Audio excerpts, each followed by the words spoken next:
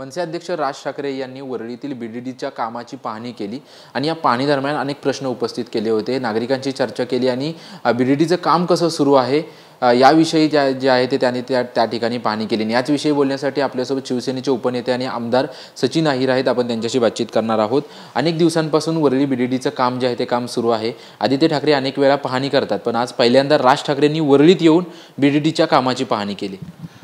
स्वागत आहे। कोणी कुठचे राजकीय पक्षाचा नेता कुठचाही असेल तर त्यांना जर बघायचं असेल तर काय काम चाललं आहे ते मोस्ट वेलकम। आणि वरळीची ही आयकॉनिक बिल्डिंग होते, स्वागतच करायला काही हरकत नाही। पण एक गोष्ट नक्की आहे की त्यांनी हे काम बघून किंबहुना म्हाडाच्या अंतर्गत पण प्रायव्हेट कॉन्ट्रॅक्टर्स घेऊन आपण एवढे कुशलतानी, एवढ्या चांगल्या क्वालिटीचं आणि एवढ्या जलद रीतीने काम केलेलं आहे, ह्याचा कदाचित आतून त्यांना आनंद झाला असेल। कारण त्यांचा या व्यवसायावरच्या बाबतीतला दांडगा अभ्यास आहे आणि त्यांनी अनेक योजनेमध्ये पण देखील त्यांचा हातभार लागलेला आहे। अनेक रहिवाशांचे पण ते प्रश्न सोडवण्याचं काम करतात। मला असं वाटतं ते आनंदाचं होईल। काही प्रश्न त्यांनी जे उपस्थित केलेले आहेत, मला जी माहिती मिळाल्याप्रमाणे पार्किंगच्या प्रमाणे, पण आपल्याला सर्वांना माहिती आहे की DCR जो असतो तो का एका प्रोजेक्टसाठी वेगळा नसतो। DCR हा सर्वासाठीच असतो, ज्याला आपण डेव्हलपमेंट कंट्रोल रूल्स म्हणतो आपण। त्या अंतर्गत 2:1 ची पार्किंग आहे। काही फ्लोटिंग पार्किंग असतात जे व्हिजिटर्सला लागणे पाहिजे, ती एक शंका काही रहिवाशांनी त्यांच्यासमोर उपस्थित केली। तर तीही आपण योजना करत असताना आपण तेवढी बारकाईने विचार करून 20% व्हिजिटर्स पार्किंगसाठी पण कसं आपल्याला उपलब्ध करून देता येईल ही भूमिका त्यामध्ये घेतलेली आहे। दुसरीकडे रहिवाशांची जेव्हा आम्ही बातचीत केली तेव्हा रहिवाशांचं म्हणणं आहे की काही राजकारणी, मुख्यमंत्र्यांचं देखील त्यांनी नाव घेतलं, मुख्यमंत्री आम्हाला आश्वासन देत आहेत, परंतु म्हाडाचे जे अधिकारी आहेत ते म्हणतात की राजकारणी तुम्हाला आश्वासन देत आहेत परंतु आम्हाला काम करायचं आहे। याकडे कसं पाहताय? म्हाडाचे अधिकारी व्यवस्थित आम्हाला कोऑर्डिनेट करत नाहीत असं स्थानिक नागरिकांचा आरोप आहे। काही ठराविक लोकांचं म्हणणं असेल तर त्यांनी नक्कीच संपर्क साधला पाहिजे लोकप्रतिनिधींनी। आमच्याकडे ज्यावेळी येतात त्यावेळी आपण म्हाडाच्या माध्यमातून कोऑर्डिनेशन करून देण्याचं काम आपण करतोच। परंतु त्यांची जी काही शंका जे उपस्थित केलेली आहे, आश्वासन देणं वेगळं आणि कृतीतून हे करणं वेगळं। या अगोदर देखील काही आश्वासन दिले गेले, पण ते आश्वासन कृतीतून आपल्याला मिळवून घेता येईल का? कारण हा प्रोजेक्ट काय फक्त आम्ही शासनामध्ये होतो असं नाही। 2017 साली तर खुद देवेंद्र फडणवीस साहेब ज्यावेळी राज्याचे मुख्यमंत्री होते त्यांनी त्याचं उद्घाटन केलं होतं। मग आज त्यांनी घेतलेले निर्णय त्यावेळी अयोग्य होते असं काहींना म्हणायचं आहे का? आणि म्हणून त्याच्यानंतर पण अनेक 15, 16, 17 वेगवेगळ्या उपसूचना किंवा काय बदल आपण करून हा अंतिम स्वरूपात आपण केलेला आहे। आणि तुम्ही बघता की रहिवाशांनी पण चांगलं सहकार्य करण्याचं काम केलेलं आहे। आणि त्या सर्व रहिवाशांना ज्यांना ज्यांना ट्रान्झिट स्कॅममध्ये दिलेलं आहे त्या सर्व लोकांना पण देखील आदित्यजींनी गेल्या महिन्यामध्ये स्वतः घेऊन घेण्याचं काम केलं। आणि तुम्ही बघता तर 36 माळेपर्यंत तो टॉवर पूर्णतः होत असताना आपल्याला पाहायला मिळतो आहे। पहिले 7-8 माळे जे आहेत हा पार्किंगसाठी आपण ठेवण्याचं काम केलेलं आहे। जिकडे पार्किंग अंडरग्राऊंड झालेले आहेत त्याचा मेंटेनन्स कदाचित उद्या भविष्यामध्ये जास्त वाढण्याची शक्यता आहे का, ती दखल देखील आपण घेतलेली आहे। आणि मग डिला रोडसारखा प्रोजेक्ट तुम्ही बघता की आता पार्किंगवरती येतो आहे, पण आपण हा पोडियमवरती घेतल्यामुळे आणि त्याची हाईट वाढवल्यामुळे त्याचा खूप फायदा जलद रीतीने लोकांना होईल। आणि मला अपेक्षा आहे की वर्ष दीड वर्षामध्ये ते परत आपल्या घरामध्ये हक्काचे येतील। मनसेकडून असा देखील आरोप करण्यात आला की वरळीमध्ये 3-3 आमदार आहेत परंतु स्थानिकांच्या प्रश्नांकडे आणि बीडीडीच्या पुनर्विकासाकडे दुर्लक्ष केलं जातं आहे। असं असतं तर एवढ्या लवकर या बिल्डिंग झाल्या नसत्या। 2017 झाली प्रोजेक्ट झालेला आहे जो भूमिपूजन करून घेऊन, मग का नाही ते सुरू झालं? विलंब लोकांना विश्वासात घेण्यासाठी झालं, पण काम सुरू केल्यानंतर काम एकही दिवस थांबलेला नाही आहे। प्रत्येक दिवसाला एक स्लॅब आहे। आणि मला आता कोणी असंही सांगितलं, काहींनी असंही सांगितलं की एग्रीमेंट झाल्याशिवाय घरं खाली करायची नाही। ह्याच्यात काही नवीन सांगायची गरज नाही। मी स्वतः ज्यावेळी पक्षप्रवेश केला होता हा मुद्दा घेतला होता, आदित्यजींकडे आपण घेऊन जाण्याचं काम केलं। उदय सामंत यावेळी म्हाडाचे अध्यक्ष होते, हा प्रस्ताव करून घेऊन हाऊसिंगनी केव्हाच मान्य केलेलं आहे। आणि एग्रीमेंट झाल्याशिवाय कुठच्याही रहिवाशीला बाहेर काढण्यात येणार नाही ही गवाही देखील मी आपल्या चॅनलच्या माध्यमातून आपण देतो। आणि ते तसं निर्णय झालेला आहे।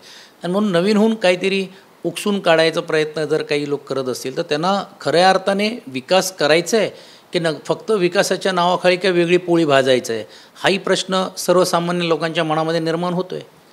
आज ज्यावेळेस राज ठाकरे वरळीमध्ये भेट द्यायला येत होते तेव्हा एक चर्चा होती की पुतण्याच्या मतदारसंघामध्ये काका आलेत। याकडे तुम्ही कशा पद्धतीने पाहताय? कारण की जेव्हा राज ठाकरे येत होते तेव्हा अशी चर्चा सुरू होती। कसं आहे, जसं लोकशाहीमध्ये प्रत्येकाला कुठेही जायचा अधिकार आहे, त्यांनी जर आले तर त्याच्यात काही नवीन होऊन सरकेला वाटण्यासारखं नाही आहे. तर ठीक आहे, तो घरातले जे संबंध असतात किंवा राजकीय वेगवेगळे संबंध होतात किंवा होतात, पण त्याचा काय वेगळ्या अर्थाने बघण्याची काही गरज नाही आहे. जसं मी उल्लेख केल्याप्रमाणे की इकडे कोणी येऊ शकतो. फक्त आमचं एवढंच म्हणणं आहे की पर्यटन होता कामा नये. लोकांचे जे प्रश्न तुम्ही घेतलेले आहेत किंवा मांडलेले आहेत त्यात वस्तुस्थिती पण त्यांनी जाणून घ्यायला पाहिजे. आणि हा प्रोजेक्टला खीळ बसणार नाही ही जबाबदारी सर्व राजकीय नेत्यांची पण आहे. कारण अनेक वेळा मी बघतो काही लोक आमदार लोक जाऊन सांगतात. आताच एक पोलीस बांधवांचा पण विषय झालं, तर सुनील राणेंकडे काही लोक गेले आणि त्यांनी असं एक स्टेटमेंट केलं की बुवा 3-3 आमदार असताना पण माझ्याकडे येतात. ते त्यांच्याकडे कोण गेलं नाही, पण जबरदस्ती काही लोक ना बोलून घेण्याचं काम करून परत आहे ते ड्रॉ रद्द करून नवीन करा अशा काही एक जावई शोध करण्याचं काम करत आहेत. अर्थात त्याच्यामध्ये पण आम्ही लक्ष घातलेलं आहेत, आदित्यजींनी पण लक्ष घातलेलं आहेत. पण एका बाजूला योजना चांगल्या रीतीने चालून ही का थांबत नाही, आणि मग याचा श्रेय हे आदित्यजींना मिळणारच आहे, कारण त्यांनीच त्याचा पुढाकार घेतलेला आहे. म्हणून काही बाधा निर्माण करण्याचं काम केलं जातो आहे का? आणि असं जर झालं तर जे रहिवाशी बाहेर गेलेले आहेत ती रहिवाशी पण ह्यांना जाब विचारल्याशिवाय राहणार नाही. आता एक वेगळा प्रश्न, असा प्रश्न आहे की ST विलिनीकरणाचा प्रश्न पुन्हा ऐरणीवर आला आहे. कारण की 6 तारखेपासून सर्व कर्मचारी जे आहेत ते काम बंद आंदोलन करणार आहेत. त्यांच्या अनेक मागण्या आहेत, परंतु त्याच्यामध्ये एक महत्त्वाची मागणी आहे की आमचं विलिनीकरण जे आहे ते विलिनीकरण व्हावं. महाविकास आघाडीचं जेव्हा तुमचं सरकार होतं त्यावेळेस देखील विलिनीकरण व्हावं, तोपर्यंत आम्ही आझाद मैदान सोडणार नाही असं कर्मचाऱ्यांनी स्वतः गुणरत्न सदावर्ते यांनी आणि पडळकर असतील किंवा सदाभाऊ खोत असतील यांनी भूमिका घेतली होती. आणि आता पुन्हा 1.5 वर्ष शिंदे सरकार आणि फडणवीस सरकार येऊन झाले, पण अजून ती मागणी पूर्ण झालेली नाही. आता कर्मचारी पुन्हा रस्त्यावर उतरले. आपण जे 3 व्यक्तींचे जे नाव घेतलेले ते प्रत्यक्ष किंवा अप्रत्यक्ष, एक तर आमदारच आहेत, एक तर त्या शासनामध्ये माजी मंत्री राहिलेले आहेत, आणि एक तर त्यांचेच गुण गाणणारेच रत्न असल्यामुळे मी त्याच्यात अजून जास्त बोलत नाही. आम्ही तर हा प्रश्न त्यांना विचारतोय की का तेवढा वेळ लागतोय, आणि ही कर्मचाऱ्यांवरती वेळ का यावी का त्यांना आंदोलनाचा मार्ग स्वीकारावा लागेल. आपण बघितलं असेल विरोधी पक्षामध्ये असताना ह्यांनीच आंदोलनाला साथ देण्याचं काम केलं, आंदोलन वेगळ्या टोकावरती घेऊन जाण्याची भूमिका घेतली. असं असताना सरकार सकारात्मक भूमिका घेत असताना पण सरकारचं अजिबात ऐकायचं नाही आणि संप करण्याचं काम देखील त्यांनी घडवण्याचं काम केलं. आम्ही खुल्या मनाने त्याचा स्वीकार करून त्यातून मार्ग काढण्याची मानसिकता होती. आता सरकारच त्यांचं आलेलं आहे, मग का हे निर्णय घेत नाही, ही वेळ का यावी. म्हणून माझं असं स्पष्ट मत आहे की ही जर खऱ्या अर्थाने जाण असेल तर या सर्व विषयावरती या तिन्ही नेत्यांनी मुख्यमंत्री आणि उपमुख्यमंत्र्यांना जाब विचारलं पाहिजे, किंबहुना की आम्ही ह्याच्यातून सपशेल माघार घेतली आहे असं स्पष्ट केलं पाहिजे. धन्यवाद आमच्याशी बातचीत केल्याबद्दल. आपण पाहतोय की आज राज ठाकरे यांनी BDDच्या कामाचा आढावा घेतला. त्या आढावा घेत असताना आम्ही त्यांचं स्वागतच करतो अशी प्रतिक्रिया जी आहे ते आमदार सचिन अय्यर यांनी दिली. त्याच पद्धतीने जे STचं आंदोलन सुरू होणार आहे तर या तिन्ही नेते म्हणजे सदाभाऊ खोत असतील, ॲडव्होकेट गुणरत्न सदावर्ते असतील किंवा पडळकर असतील, यांनी तिन्ही नेत्यांनी असं म्हणावं की आम्ही याच्यातून माघार घेतली आणि त्यांनी असं जाहीर करावं अशी प्रतिक्रिया देखील सचिन भाऊ अय्यर यांनी दिलेली आहे. कॅमेरामन नागनाथसह निवृत्ती बाबर, TV9 मराठी, मुंबई.